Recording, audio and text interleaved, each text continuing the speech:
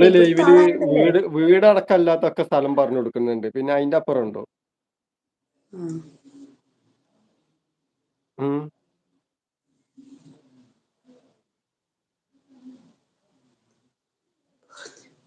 ഷിബിന ഇന്ന് ആർപ്പിയോട് മാപ്പ് പറഞ്ഞു. ഇന്നലെ എന്തൊക്കെ ആയിരുന്നു. അവൻ എന്തെങ്കിലും എന്നെ പറഞ്ഞിരുന്നെങ്കിൽ ഇന്ന് ഞാൻ അവനെ വലിച്ചു കീറിയേനെ. ഇനി എങ്ങനെയാണ് ഹരി?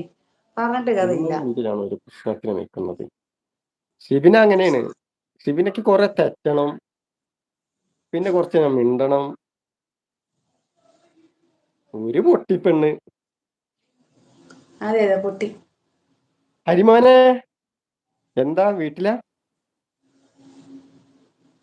പറയാൻ വന്നപ്പോൾ ഷിബിന കാലിൽ പിടിച്ചു കരഞ്ഞു. മാപ്പ് പറയുന്ന കഷ്ടം.